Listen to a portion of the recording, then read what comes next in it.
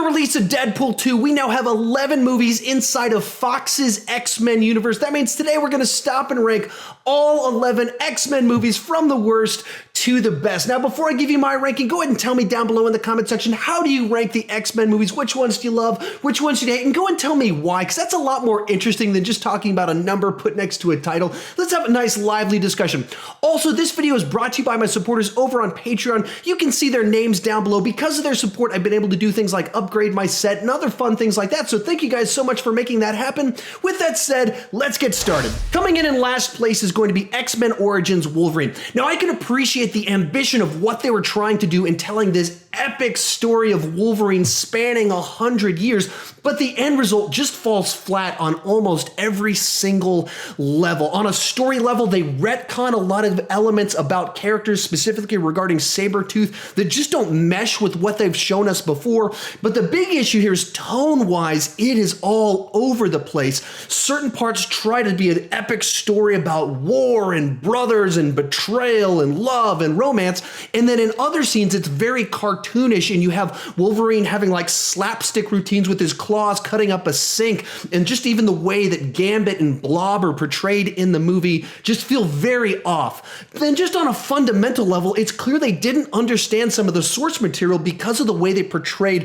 Deadpool in the film. So the end result is a movie that just doesn't really fit in this franchise and doesn't really work as a movie. Coming in 10th place is X-Men The Last Stand. Now, this movie's based on some excellent source material when you talk about The Cure as well as the Dark Phoenix saga, but the way the pieces come together in this film just doesn't really work. And part of that is because they're trying to tell stories that don't really mesh with each other. Because you kind of have three main plot lines: the plot line about The Cure, the plot line about Magneto's war, and then the Dark Phoenix storyline. And the Dark Phoenix storyline just feels like this offshoot thing that's a continuation of where they left the last movie that doesn't mesh well with the others, and it makes it so none of the storylines feel like they're fully fleshed out. Also, the movie glosses over some really big deaths that happen in the film, in particular Cyclops, that they just kind of shrug off when it happens, and so it doesn't have the emotional resonance that certain moments absolutely should have. So even though this movie has a bunch of big moments in it, they all just kind of fall flat, and so the movie's pretty forgettable.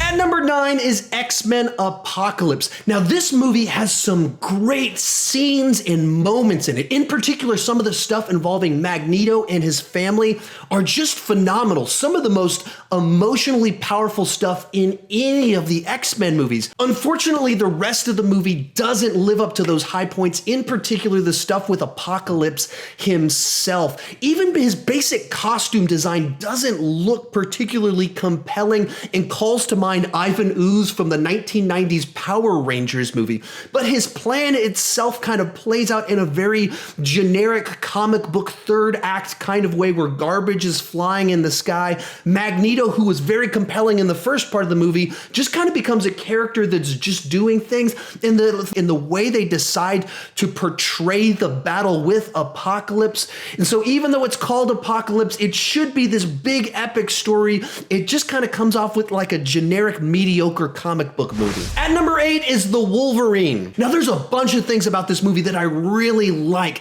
They tell a different type of story that's more character based, as you see a very lonely Wolverine that's getting older and trying to deal with his own mortality. This takes him on a journey to Japan, so that even the setting of it is interesting, what they do with all of this. And Hugh Jackman, of course, just goes all out with his performance. He's in phenomenal shape, and there's some great action sequences sprinkled throughout the movie.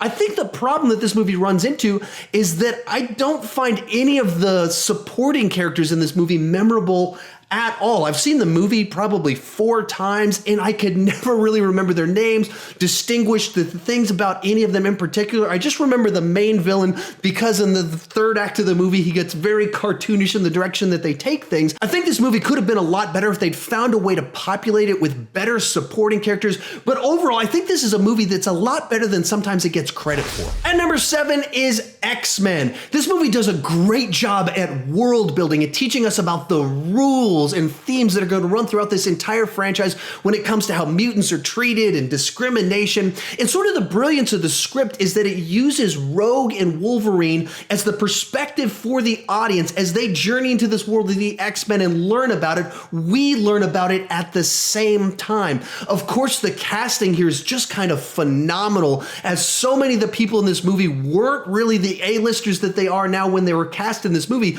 and this was their springboard to becoming Hollywood famous. Of course, Hugh Jackman being one of the key people in that. Where the movie struggles a little bit is when it comes to Magneto's actual scheme in the movie, as well as the politician is a little bit too big in it. I think that takes away some of the impact of what he's doing throughout the film. But overall, this is a very enjoyable film and an amazing kickoff to this franchise, as well as in a lot of ways the modern era of comic book movies. Number 6 is Deadpool 2. If there's a movie on this list that absolutely is trying to entertain the audience, it's Deadpool 2.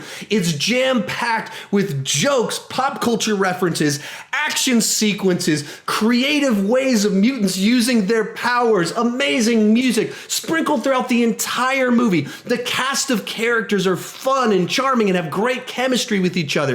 At the same time, there's probably a few too many plot lines going on, a few too many action movie tropes happening at certain times, and there's a little bit of predictability going on. But overall, this movie absolutely delivered more of what I loved from the first Deadpool movie. Few story problems along the way, but an absolute blast. Coming in at number 5 is X-Men First Class. This movie absolutely surprised me when it came out because I didn't think the movie looked very good from the trailers, and then I saw it and it worked on so many levels I wasn't expecting. Matthew Vaughn brought this very interesting style to the way it was done, so it almost had like a 1960s James Bond feel in the production design and the way some of the story kind of plays out. Kevin Bacon makes for kind of a terrifying, ruthless villain throughout the entire story and what his scheme is. But at the absolute heart of this movie is the relationship between Charles and Eric that does a great job as functioning as a prequel to the original X-Men trilogy and establishing their relationship. Ironically, the worst thing about this movie was the First Class itself, which is pretty forgettable in a movie that itself is quite entertaining. At number 4 is X-Men Days of Future Past. In a lot of ways, this is the biggest movie in the entire franchise as it brings together the original X-Men with the First Class. And in doing so, it has some of the most interesting storytelling with the time travel, as well as a lot of character function reversals, as usually Charles Xavier is the hopeful character, and here he's the broken character in need of a mentor, and normally Wolverine is the lost character wandering, and here he's the person that has to be the voice of wisdom and hope. Along the way, you get to see Eric's descent into full villainy throughout this movie. All of this makes for a movie that has amazing action, big stakes, big conflict, as well as deep emotion, so this is one of the strongest movies in the entire franchise. Bringing us into the top 3 is X2. If the first movie did some amazing world building, this movie tells a great story in that world and builds on that foundation. We get to dig deeper into each of these characters as we go back and explore people's families, as we learn about Wolverine's origin, as Magneto breaks out of prison and teams up with the X-Men, as we discover what's going on with the government and Stryker and his plans and everything going on with him. All of this builds off what we found before and just does it all better. It also has real consequences and stakes as characters die as we go along through this.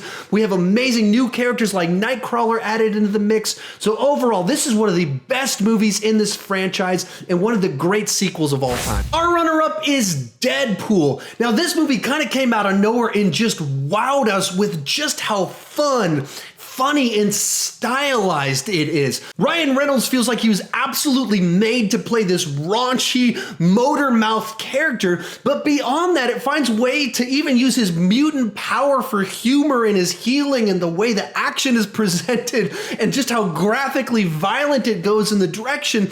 But it's not just the humor and fourth wall breaking and action that's creative here. The story's told in a very interesting way, as it's told in a non-linear fashion, which gives intrigue throughout the story and gives much better pacing than it would have had if they just told it in a linear fashion, as the story itself is fairly straightforward, but they find a way to just infuse it with so much emotion and actual kind of character development as there's this love story run throughout the entire movie, that the movie works on so many levels that you wouldn't expect from this film. Somehow this raunchy action comedy has one of the best love stories in the franchise, as well as some of the best storytelling in the franchise, and is of course one of the most entertaining in the franchise, so it's easily my second favorite of the bunch. But coming in first place is Logan. This is one of the most interesting and emotionally resonant comic book movies ever made, and it's because it really is the culmination of a 10-film franchise as well as